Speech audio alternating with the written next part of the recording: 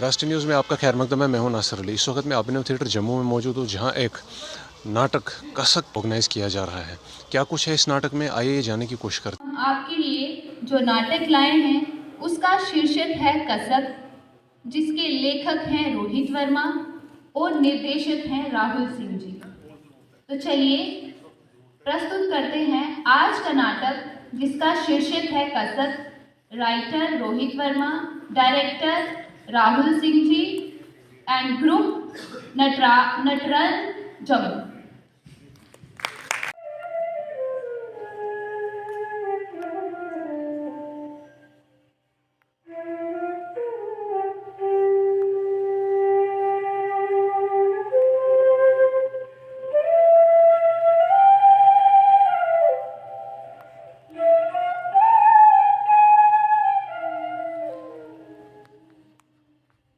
Hello Vidya. Vidya मैं बोल रहा हूँ। विद्या फोन मत रखना प्लीज, मेरी बात सुनो विद्या, मैं तुझसे कुछ कहना चाहता हूँ। बोलो विद्या, मैंने शराब छोड़ दी। तुम्हारी कसम, अपने मुन्ने की कसम, 24 घंटे से शराब का नाम नहीं लिया मैंने।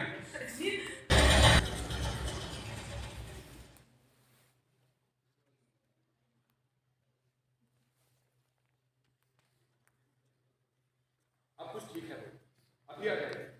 आपका बहुत बहुत शुक्रिया, आप यहाँ चली आई। Thank you.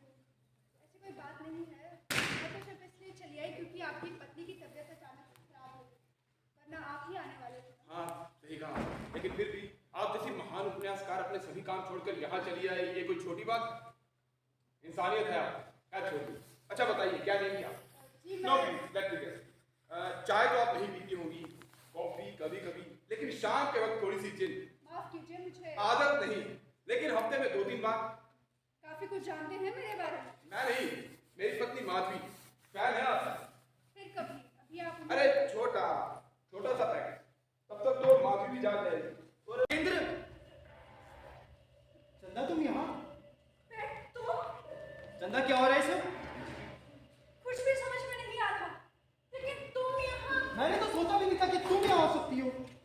कोई अमीर नाम का आदमी। हाँ, राजेंद्र अमीन। तुम उसे कैसे जान रही? मैं आपसे नहीं जानती हूँ पेट, मैं तो यहाँ पहली बार आई हूँ। इसलिए उसकी बीवी से मिलने, लेकिन तुम्हें यहाँ क्यों आना पड़ा? मैं उसके बेटे से मिलने आया हूँ। कौन सा बेटा? उसको उसकी वाइफ के सिवा कोई भी नहीं है। आई सी। और उसकी बीवी? बीमार है बेचारी, अभी 10 मिनट पहले ही डॉक्टर को कॉल किया। वो डॉक्टर मैं था चंदा। क्या? उसके बेटे के लिए मैं डॉक्टर हूँ, उसकी बीवी के लिए नहीं। और उसकी बीवी भी। So the bastard is up to his sleeves for something as I thought he was. You mean you? wait, you stay there. Wait, I said.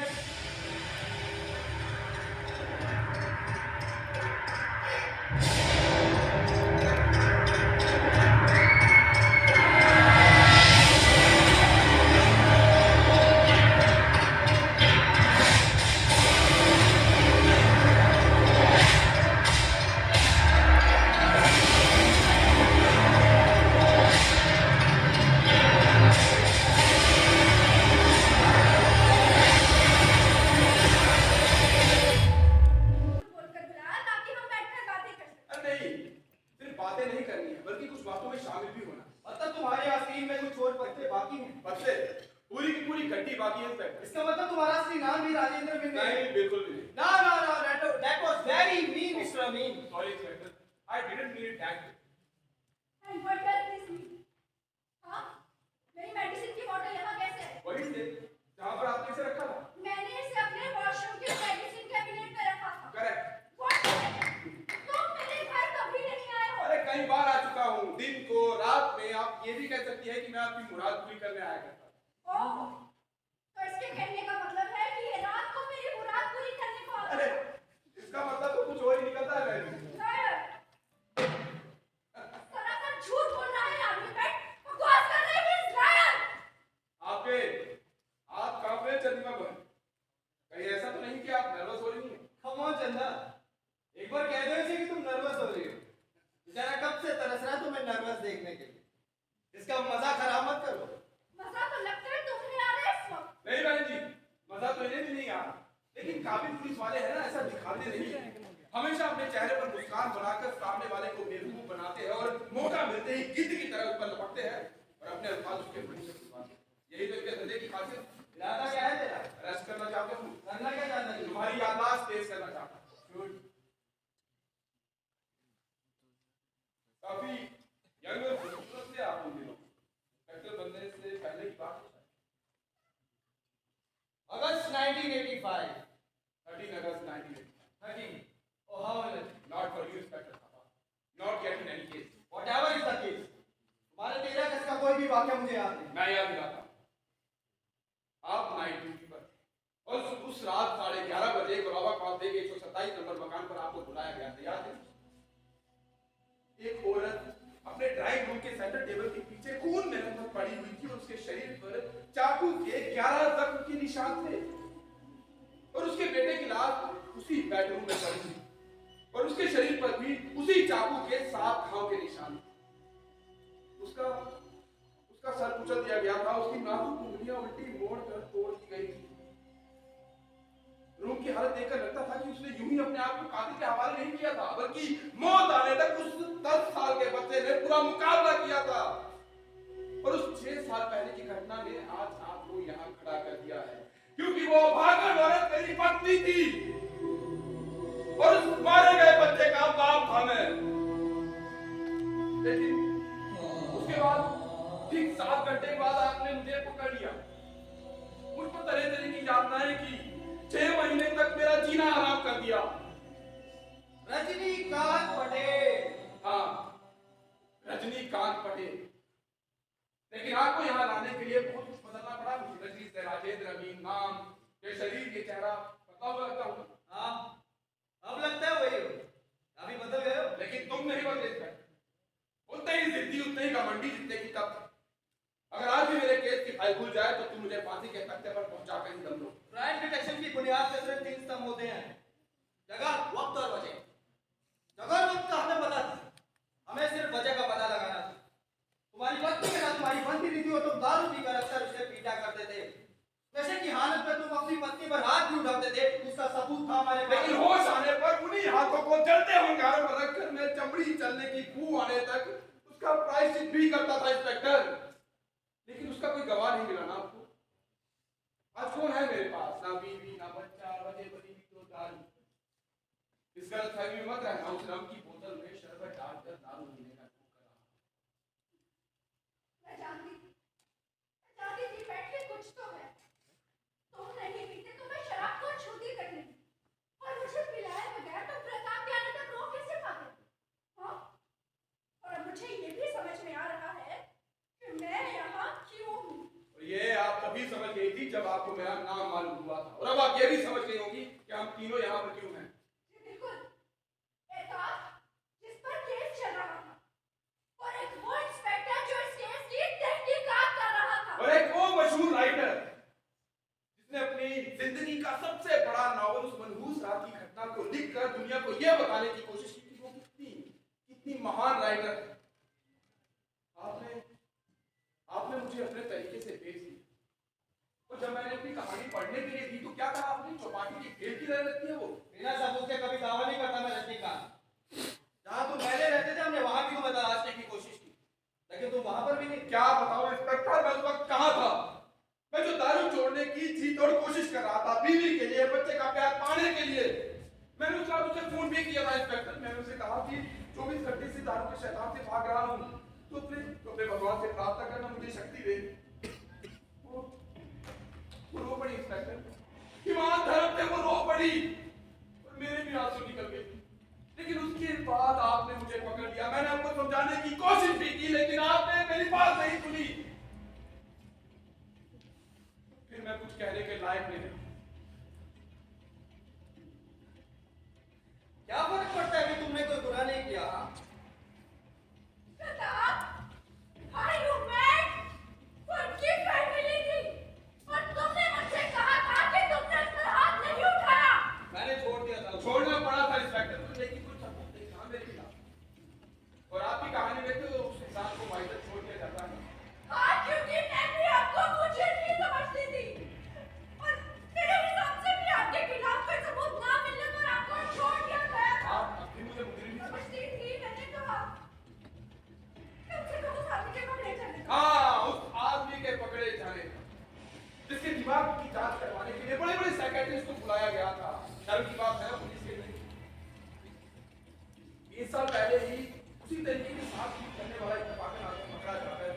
सकता है उसे फांसी हो जाती है।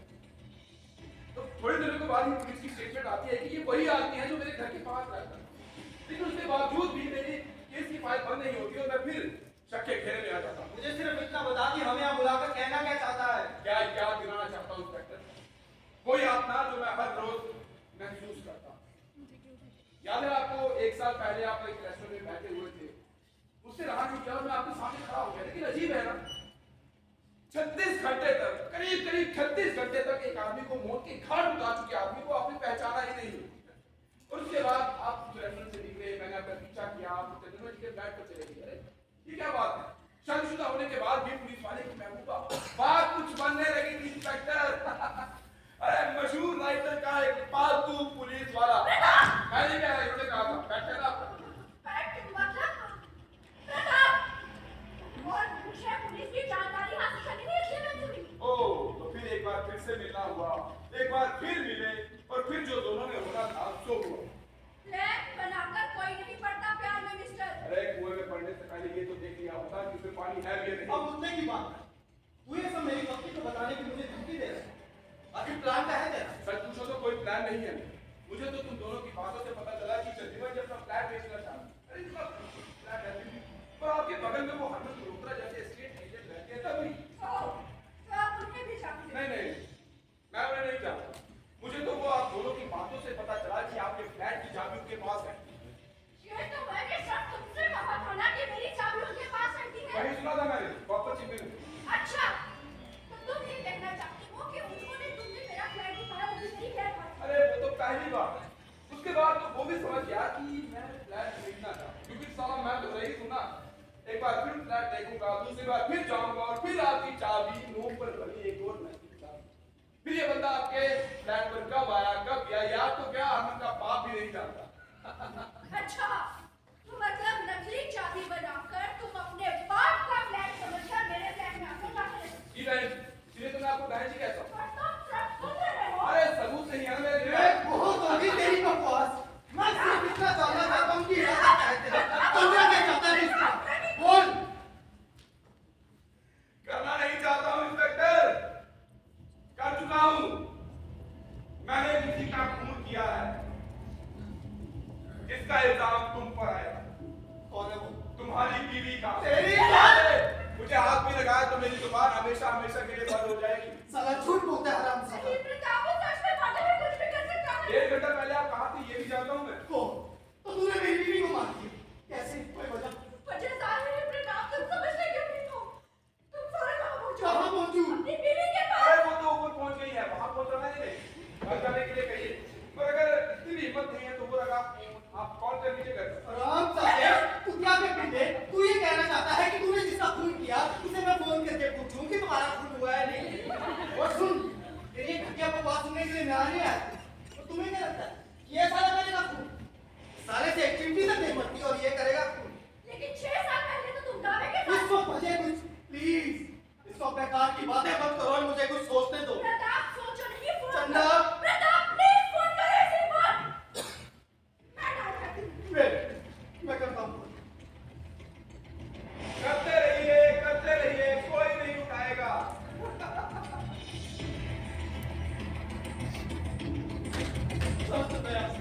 मैं साथ भी बहुत बर्दाश्त नहीं। हाँ चाहिए, जिंदगी में पहली बार आप अपने घर पर वक्त पर पहुंचेंगे, लेकिन वहां जाकर कुछ नहीं होगा क्योंकि आपकी पत्नी की लाश तो इनके फ्लैट में पड़ी है। क्या? यह हो ही नहीं सकता। इनकी बीवी मेरे घर पर क्यों आई? मैंने बुलाया। वो तुम्हें कैसे जानती है? अरे जानती वो तो आपको भी नहीं, लेकिन उन्हें वहां लाने का काम भी मुझे ही करना है। तूने मेरी बीवी को हाथ में लगाया था। मैं तेरी जान ले लूंगा, एक सर्जिला आदमी ही ऐसा कर सकता है। यही कुछ कहा था ना आपने 6 साल पहले। उस वक्त वो मारने की वजह थी। प्रताप, इन्होंने जो यातना बर्दाश्त की है उसके बदले में ये हमारे लिए वैसे ही सिचुएशन क्रिएट कर रहे हैं। हो सकता है कि जैसे 6 साल पहले इनकी बीवी का खून हुआ था, ठीक उसी तरह इन्होंने तुम्हारी बीवी को भी मार दिया हो।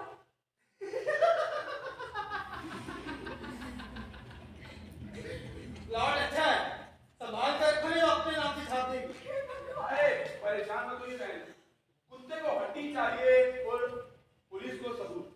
लेकर आओ।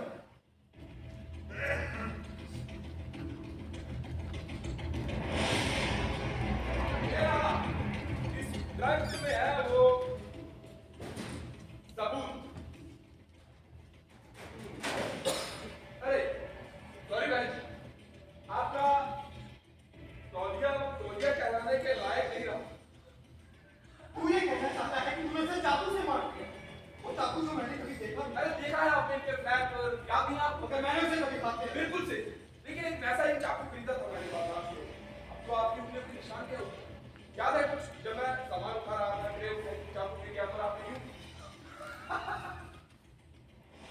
अरे इंस्पेक्टर आप लोग तो चाकू पर छूट के निशान भी पड़ चुके हैं Now you know I have killed her and killed her with what? मैं उन पर लपका उन्होंने पूरी मुस्तैदी से मेरा मुकाबला किया और फिर कातिल के रेनकोट का बटन उनके हाथ में आ गया अपना रेनकोट चेक कर लीजिए ये बटन तो गायब नहीं है अब ये मत पूछिएगा कि रेनकोट वहां और बटन कहां कैसे कुछ समझ नहीं आ रहा है इंस्पेक्टर क्या करना है क्या कहना है कुछ समझ में नहीं आ रहा आपके मुक्के रह गए ना मेरे साथ भी कुछ ऐसा ही हुआ था 6 साल पहले हाथ पांव सुन्न हो गए थे इंस्पेक्टर लेकिन मेरी बीवी का खून मैं क्यों करूंगा? क्या वही सवाल जो 6 साल पहले इन्होंने तुमसे पूछा था? चंदा तुम भी इसका साथ देने लगी। क्यों नहीं इंस्पेक्टर अभी ने तारीफ राइटर है एक चीज तो कॉमन है प्लॉट ये भी बनाती है प्लॉट भी बनाता है बिल्कुल भी नहीं। मैं सब कुछ भी नहीं करती वो जब आप कुछ कर रहे हो। मैं अभी पुलिस स्टेशन जाऊंगी और सब कुछ सच बताऊंगी कि तुमने मुझे यहाँ झूठ बोलकर बुलाया अपने पति से मिलने कौन सी के लिए। बात थी मुझसे झूठ कहा था। सबूत सबूत तुम्हारी चिट्ठी। कौन सी चिट्ठी मैरिज फाइल। कौन सी फाइल अरे जब मैं बाहर गया था तो फाइल भी साथ में गई और चल गई ठीक है मेरे पूरे दिन की रिपोर्ट मेरे दफ्तर में रजिस्टर्ड हो गया।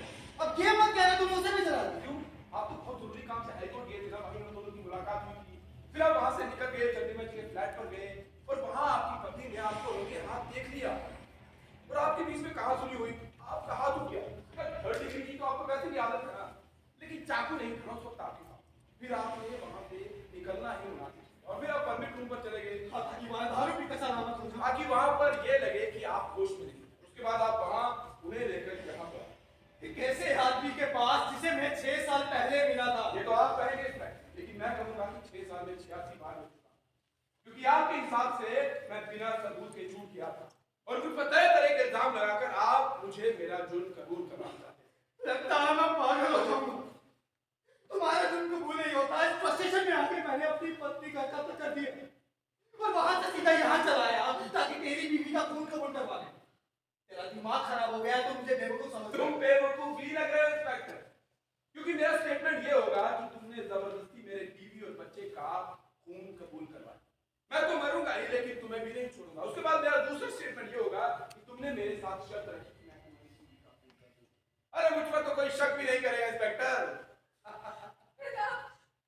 It's logical and possible. मुझे you can't do it. अरे कर सकता हूँ 6 हफ्ते से आप मेरा पीछा कर रहे हैं फोन किया है मैंने पुलिस कंट्रोल रूम में अलग अलग नंबर कहा है कि खाकी रेनकोट पहले मोटर बाइक सवार मेरे घर के बाहर चक्कर काटता है बाइक का नंबर है BNK2006 लेकिन मैं नहीं था। अरे मैं ही रहता था और अब आपको जानकर ये भी हैरानी होगी कि मैंने एक रेस्टोरेंट के मालिक को भी अपने साथ कर लिया मैं रोज उसके पास खाना खाने जाता हूँ और उसको कहता हूँ कि मेरे घर के बाहर एक खाकी रेनकोट पहने हुए आदमी चक्कर काट रहा है पूरे पते इंस्पेक्टर पूरे पते क्या बताओगे किसको बताओगे कि मैंने तुम्हारी बीवी का खून किया कौन विश्वास करेगा इंस्पेक्टर पूजा का आता हूँ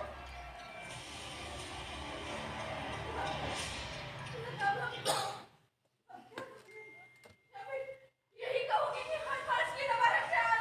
चंदा तुम भी आगे इसकी मानो यकीन मानो। इतने सालों से वही कर रही हूँ। बहुत कुछ देर हो से लेकिन प्लीज इस वक्त मेरा भरोसा करो। वो तो मुझे भी नहीं इंस्पेक्टर तुम लेकिन अब तुम मेरा बिगाड़ भी कर सकते हो क्या है मेरे पास ना नाम ना इज्जत ना शोहरत वो तो 6 साल पहले ही आपकी दुआ से छिप चुकी है लेकिन अब मैं दावे से कह सकता हूं कि आपकी जिंदगी पहले जैसी नहीं रहेगी जो कुछ मैंने बर्दाश्त किया वो आपको भी बर्दाश्त करना होगा आप समझने में 5 मिनट है 5 मिनट में कर लीजिए कुछ तो करना है क्योंकि ठीक 8 बजे मैंने उसी रेस्टोरेंट के मालिक को यहाँ बुलाया है मेरी जिंदगी के मकसद की आखिरी गवाही दे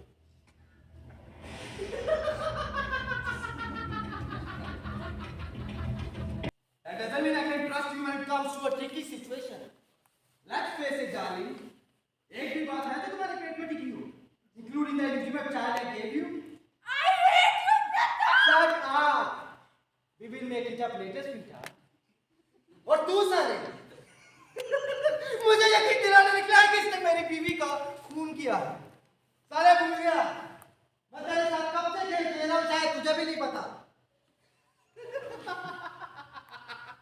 मैं एक पुलिस अफसर हूँ, तेरे जैसे कमीनों के साथ निपटना अपना रोज का काम है।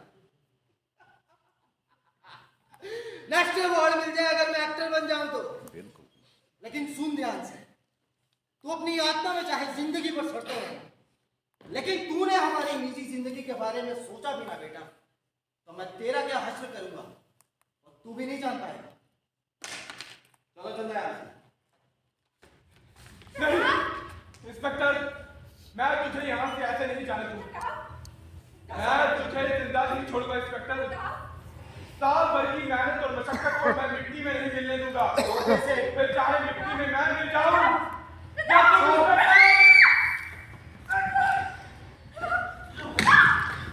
मैं तुझे नहीं छोड़ूंगा, मैं तुझे नहीं छोड़ूंगा। तूने एक पुलिस वाले का खून करने की कोशिश की है। कन्या बोल मेरा पुलिस स्टेशन को छोड़ मेरे हाथ, छोड़।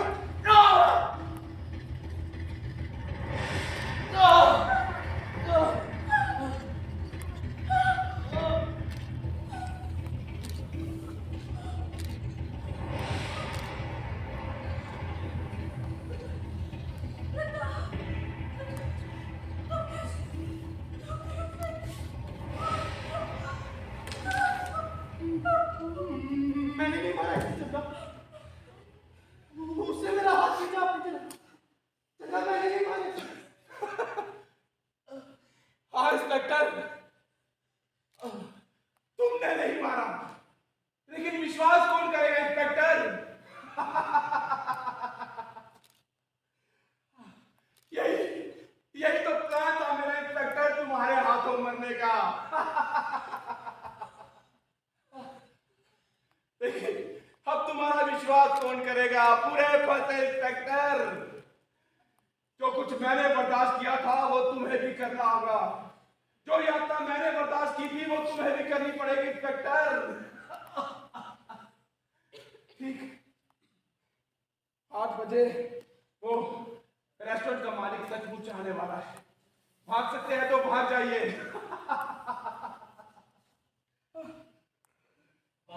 घर आ जाइए ना पापा, आपके बिना अच्छा नहीं लगता। पापा घर आ जाइए ना, आ जाइए ना पापा, आ जाइए पापा। आ रहा हूं बेटे, ये पास।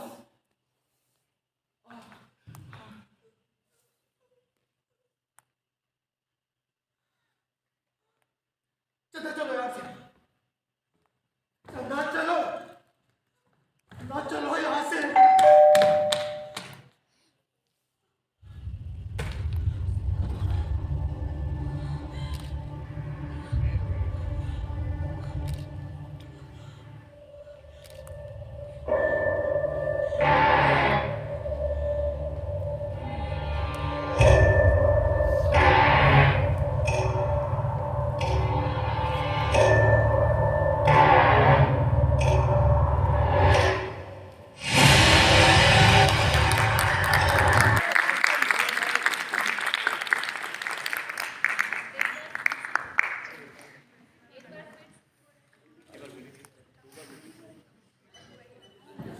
उनकी सारी टीम के लिए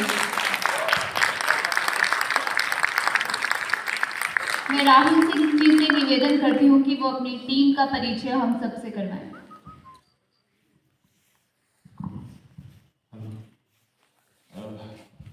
जितने लोग भी आज यहाँ पर हैं, आप सबको पहले मैं नमस्कार करता हूँ।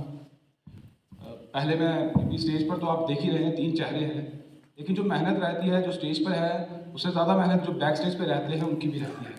तो पहले मैं उन्हीं का नाम ले लेता हूँ जो तो पहले अभिनव थिएटर के जितने भी टेक्निकल हैं जो स्टेज पर काम करते हैं उनका सबका बहुत बहुत शुक्रिया पहले। और जो मेरे साथी थे जो बैक स्टेज पर थे, क्या होता है कि ब्रोशर में तो कुछ लोगों का नाम आ जाता है, लेकिन कुछ लोग ऐसे होते हैं जिनका नाम नहीं आता है, तो मैं उनका नाम भी लेना चाहता हूँ क्योंकि वो भी बहुत मेहनत कर रहे थे हमारे साथ। मेरे साथी थे साहिर खान, सुमित बंदाल, अमित रमी, हार्दिक शर्मा, रफीक और आलू शर्मा। इसके साथ जो मेरे साथी टेक्निकल पे थे, जिन्होंने म्यूजिक किया, विजय शक्ता शर्मा, और इनके साथ जो मेरे थे आदेश ठग, लाइट पर थे शिवम सिंह। उसके बाद इंस्पेक्टर की भूमिका में गौतम शर्मा, चंद्रमा की भूमिका में आरती देवी, राजेंद्र राहुल सिंह। बाकी उन लोगों का भी मैं शुक्रिया अदा करना चाहता हूँ जिन्होंने ये फेस्टिवल ऑर्गेनाइज करवाया है, नटराज नाट्यकुंज, अभिषेक भारती जी और उनके डायरेक्टर। सबसे बड़ी बात एक्चुअली क्या है, राइटर का नाम लो तो वो चीज़ें कंप्लीट नहीं होती, बता दी होती। ये नाटक मेरे तक पहुंचाया था, एक्चुअली ये किसी और लैंग्वेज में लिखा गया है, तो इसे अडॉप्ट किया, ट्रांसलेट किया रोहित वर्मा ने।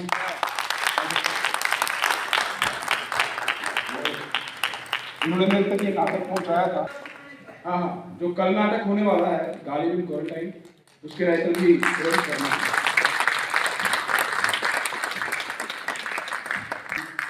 उनका बहुत बहुत धन्यवाद, क्योंकि उनका प्रोत्साहन है।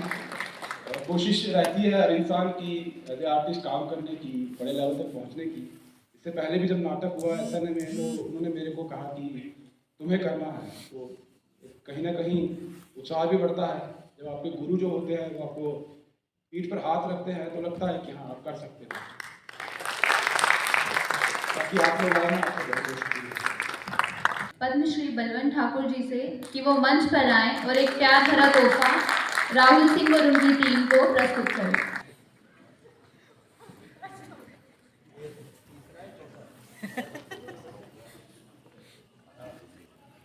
ये चौथा है जो मैं दे रहा हूँ। ले रहा हूँ। रोहित साथ में आ जाओ, क्लोज हो जाओ।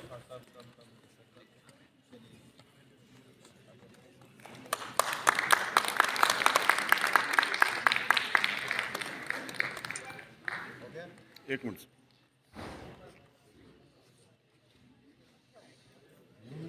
Thank you.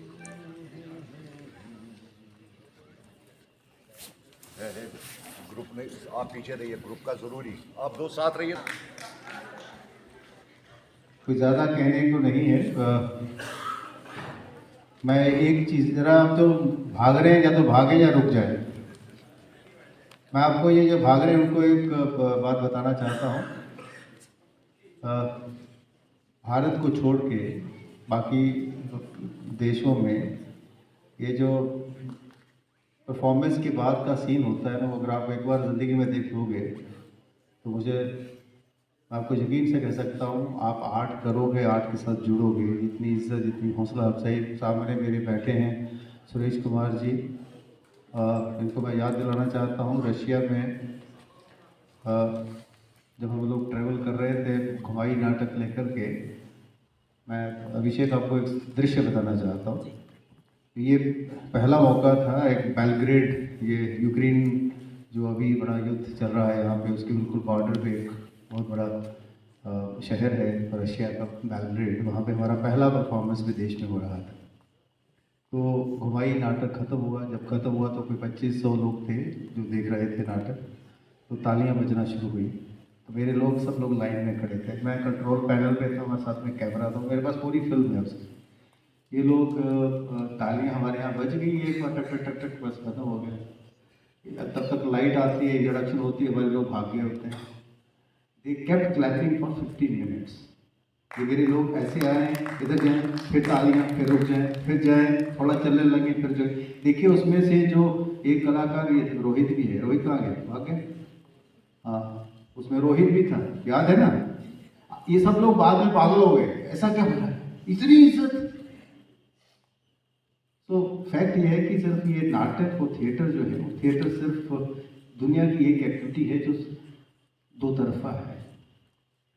कभी दुनिया में थिएटर नहीं हो सकता।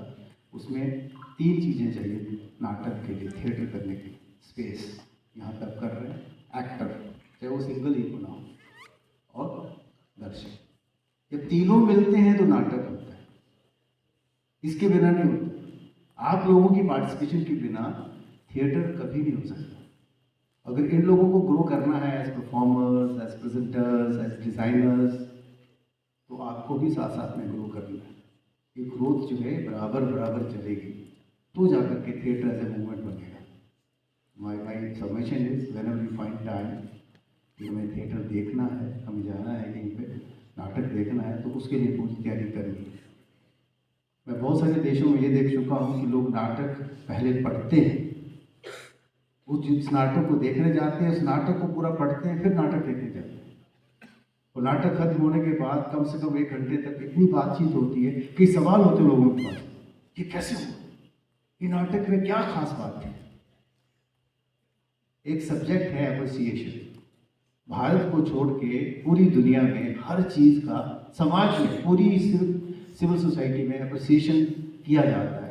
बच्चों को स्कूल जाते ही सबसे पहले music appreciation, theatre appreciation, dance appreciation, film appreciation सिखाया जाता है। It's a part of their education. ये हमें भी करना है, कोशिश करनी है। जैसे भी नाटक है, मैं इस पर चर्चा होनी चाहिए कि क्या था। मैं आपको एक चीज़ इसकी एक ही टैगलाइन में खास बात बताना चाहता हूँ कि एक वो नाटक था जो अक्सर लोग नहीं उठा पाते हैं। सस्पेंस फिल्म में हो सकता है, थिएटर में सस्पेंस क्रिएट करना। एक नाटक था हमने ही किया था, कॉमेडी ऑफ टेरर्स, जिसमें अनिल टिक्कू ने मेन रोल किया था, संजीव गुप्ता ने उसको डायरेक्ट किया था। वो यहाँ पे हमने इसी मंच पे किया था। बहुत इंटेंस सस्पेंस था।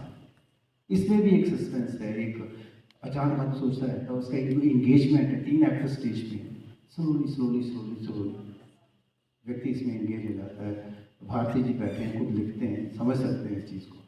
ये बहुत मुश्किल है लिखना, और उससे ज़्यादा मुश्किल है ऐसी चीज़ की, ऐसी इंटेंसिटी को क्रिएट करना, ये सस्पेंस बना रहे। एक्टर्स के लिए बहुत चैलेंजिंग है।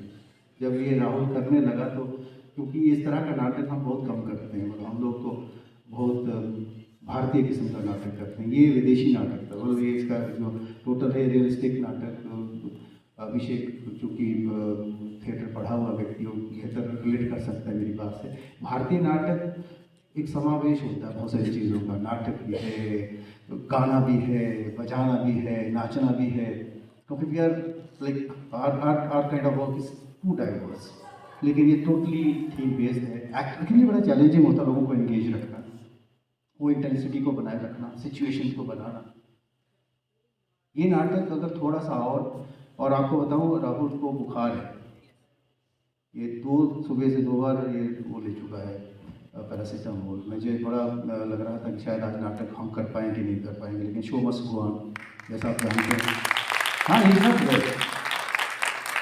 मैंने कहा ये कमिटमेंट दिखनी चाहिए, और इसने किया। और जिस तरह का इंटेंसिटी इन 3 लोगों ने मिलकर के क्रिएट किया, और ये story telling is not so easy. ये कहानी कहनी है, दर्शकों तक पहुँचवानी है, दर्शकों को बांध के रखना है। It's a very very challenging task. ऐसे आसान लगता है सबको देखने में, हाँ यार ऐसे ही होगा थिएटर। तभी आप अप्रिशिएट कर पाएंगे जब आप इसकी पूरी प्रोसेस को समझेंगे, कितना एफर्ट लगता है, कैसे रिहर्सल किया होगा, कैसे कंसीव किया होगा, स्पेस को कैसे किया, और चीज़ें कैसे कर रहे हैं। जबकि नटरंग इन दिनों इंगेज है, किसी बड़े 2-4 इवेंट्स कर रहे हैं हम लोग, सारे के सारे लोग उसमें इंगेज है। मैंने पता नहीं, इनको स्पेस तक नहीं मिलता है। हम लोग एक और नाटक भाषा सुंबली नटरंग में कर रही है इस समय, उसमें सारे लोग उसमें इंगेज हैं, उसमें लगे हुए हैं। तो पता नहीं कब रिहर्सल करके, hats off to this guy. इसको इस बार सब आपको मालूम होगा कि हमारे जम्मू कश्मीर में एक ही नेशनल जूनियर फेलोशिप मिला है भारत, और वो भारत सरकार का नेशनल जूनियर फेलोशिप मिला है, वो इस साल राहुल सिंह को मिला। एक बार फिर से आप सबका बहुत बहुत धन्यवाद। Thank you very much. जो मैंने बातें कही, मैं हमेशा जो भी बात करता हूँ, मेरा उसके पीछे एक बहुत बड़ा अटेंशन रहता है, एक मतलब इंटेंशन रहता है कि मैं ये बात इसलिए कह रहा हूँ ताकि कम से कम हमारा फर्ज है, और फ्यूचर में कोशिश करेंगे कि इस तरह का, मैं तो I am ready to do a workshop for how to appreciate theatre. हाँ, नाटक को देखना कैसे है, एक कितनी देर तक अपने आप को, मैं एक नाटक लिख रहा हूँ, उसका नाम रख रहा हूँ अकेले रह जाओ, हाँ, यू विल बी आइसोलेटेड। हम लोगों को अभी is the high time to raise our civic standard. मैं आपको एक और चीज़, ये कोई इसका नाटक से लेना देना नहीं है, मैं अभी 4 साल के बाद विदेश से आया हूँ। जब मैं अपने शहर की ट्रैफिक देखता हूँ तो कई बार मैं कहता हूँ कि कोई आदमी आ गया यहाँ पे, है ना, कोई बाहरी आदमी आ गया हो तो पागल हो जाए। दुनिया का कोई आदमी हमारे देश में गाड़ी नहीं चला सकता। हम ही के मतलब वो लोग हैं जो इस तरह के क्योस में चलते हैं। मुझे लगता है कि ये सारी चीजें, we are the least visited country of the world, you know this. कोई व्यक्ति हमारे देश में नहीं आता, क्यों? We need to put this question to ourselves. ये सबसे बड़ी त्रासदी है। कोई किसी पॉलिटिशियन ने आज तक बोला हम आगे, कहाँ आगे, हम छा गए कहाँ? या तो लीस्ट विजिटेड, पढ़िए जरा, गूगल करिए। दुनिया में जिस देश में सबसे कम लोग जाते हैं वो भारत है। क्यों? वजह क्या है? We need to raise our standards, the civic standards. अनुशासन, बोलना, उठना, चलना। मतलब ये, आई एम सॉरी, कंसर्न नहीं है, पर ये कंसर्न हो सकता है नाटक का भी, सब्जेक्ट का भी, म्यूजिक का भी, पोइट्री का भी, लिखने का भी। किसी तरह से हम अपने समाज को, अपने उठने बैठने को और किस तरह को उठा। अमेजिंग कंट्री है दुनिया का। Majority things have been originated from India. Majority things. हम विजडम रहे हैं वर्ल्ड की। सबसे अमीर देश था। 1000 साल तक पूरी दुनिया में हीरा नहीं था हमारे पास। अर्थमेटिक्स हमने दिया, एस्ट्रोलॉजी हमने दिया, योगा हमने दिया। We should have been the leaders of the world. We are the cultural leaders of the world. But despite that, look at our fate. How we are managing things. ये सारी चीजें जो आपकी सड़क पे है ना, वो आपका पूरा समाज है जो रिफ्लेक्ट करता है। वो आर्ट में भी दिखेगा। ऐसे नाटक के लिए यहाँ तो खचाखच जगह बड़ी होनी चाहिए। दुनिया में कोई ऐसा नहीं है जहाँ पे नाटक के लिए टिकट जो है 5000 10,000 से कम होगी। हमारे यहाँ सब कुछ है, खाना भी है, रोटी कपड़ा और मकान से हम आगे निकल गए हैं। लेकिन उसके बावजूद ये स्थितियाँ हम चेंज नहीं कर पाए। एक बहुत बड़ा कंसर्न मुझे लगता है हमारे नाटककार, हमारे लिखने वाले इस कंसर्न को लेकर के आगे चलें, तभी हम लोग बदल सकते हैं। मैं आपको एक और, मतलब ये आपने कहा मैं ज्ञान बांट रहा हूँ, लेकिन एक फैक्ट है।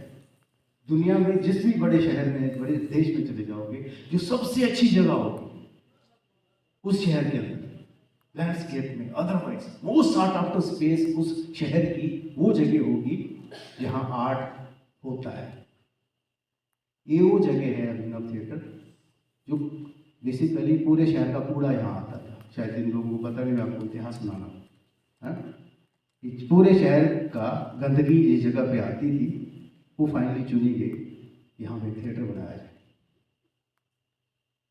हाँ, मैं यहाँ का सेक्रेटरी रहा हूँ 8 साल से भी ज़्यादा समय तक। मुझसे पूछिए ना, जब बरसात होती है तो सारा कूड़ा दुनिया जहान का इसी जगह आता है। पूरे शहर की गंदगी इस स्पेस में आती है और हमें पता है ट्रैफिक ऑफिस में घुसती है।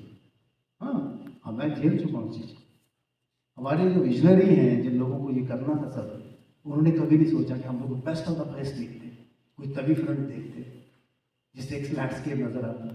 आप किसी भी जगह जाए, आप लंदन के अंदर देखिए, थेम्स जो फेमस उनका रिवर है, उसके किनारे वेस्ट मिनिस्टर से लेकर के जो उनकी पार्लियामेंट है वहाँ से लेकर के ग्लोब थिएटर तक 1 किलोमीटर तक सिर्फ थिएटर्स है, आर्ट गैलरीज है।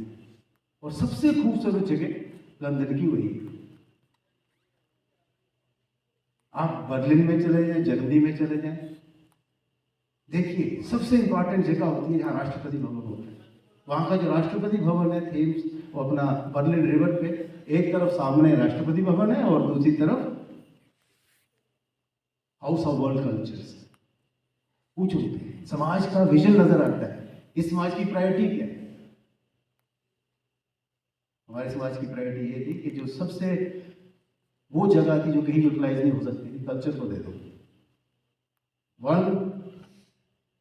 10,001% in India is kept for culture.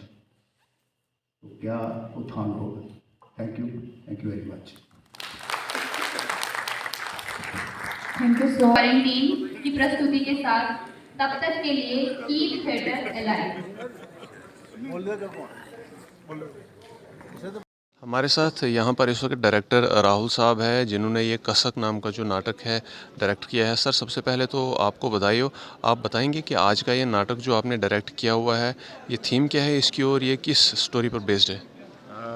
Theme तो वैसे बेसिकली देखा जाए तो एक सस्पेंस थ्रिलर है ये नाटक हिंदुस्तानी है, अडॉप्टेशन है। एक्चुअली ये रियल जो लिखा हुआ है वो गुजराती में है, तो मेरे दोस्त थे, उन्होंने इसे ट्रांसलेट किया हिंदी में, मेरे तक पहुंचाया और फिर हमने किया। जब मैंने कहानी पढ़ी थी तो मुझे मज़ा आया था। बड़ी रियलिस्टिक कहानी है। 3 कैरेक्टर होते हैं जिसमें से एक कैरेक्टर जो रहता है, मेन जो कैरेक्टर रहता है राजेंद्र मीन, जो मैं ही उसका पार्ट कर रहा था, उसके साथ ज़िंदगी में क्या होता है, किस तरह से उसकी बीवी और बच्चे का कोई कत्ल कर देता है, कोई सरफिरा सा आदमी, कोई सीरियल किलर होता है, उसके बाद वो सारे इल्ज़ाम उसी पर लगा दिए जाते हैं। तो कहीं ना कहीं वो उसके दिमाग में रहता है कि मेरी बीवी मर गई, बच्चा मर गया, लेकिन उसका इल्ज़ाम भी मुझ पर लगाया गया। फिर वो उस गेम बनाता है कि बदला लेने के लिए उस पुलिस वाले से, और उसकी एक जो दोस्त होती है जो पहले रिपोर्टर होती है, फिर उसी की कहानी एज ए राइटर वो लिखती है और बड़ी मशहूर हो जाती है। फिर वो प्लान बनाता है, कुछ टाइम लगता है, 6 साल का पीरियड गुजरता है, अपने आप को वो चेंज करता है, दाढ़ी वाड़ी भी मैंने बढ़ाई हुई है, तो ये सारी चीज़ें उसमें से निकलते हैं। किस तरह से वो बदला लेता है, क्या चीज़ें होती है, वो ये सारी नाटक की कहानी है। आने वाले वक्त में भी आपके कुछ नाटक जो है यहाँ पर और होने वाले हैं शायद? जी ज़रूर, बहुत सारे नाटक हैं। मैंने लिखता तो मैं नहीं हूँ, लेकिन जिनके भी नाटक हैं, अभी तो कसक ही चल रहा है। पीछे SNA का फेस्टिवल हुआ था, तब भी यही नाटक हुआ, अब भी यही हो रहा है। और बाहर से भी हमें जो है इसके लिए इनवाइट किया जा रहा है कि ये नाटक आप वहाँ पर लेकर आइए। क्या होता है कि आजकल बहुत बड़ी कास्ट हो तो लोग जो बाहर फेस्टिवल बुलाते हैं तो वो सोचते हैं कि कम कास्ट वाले आ जाएँ तो वो ज़्यादा अच्छा रहता है। तो अभी काफ़ी ज़्यादा हमें बाहर फेस्टिवल में ही बुलाया जा रहा है, और नाटक भी है, जल्द ही वो भी आने वाले हैं, वो भी आपको दिखाएँगे। ठीक है, thank you very much sir.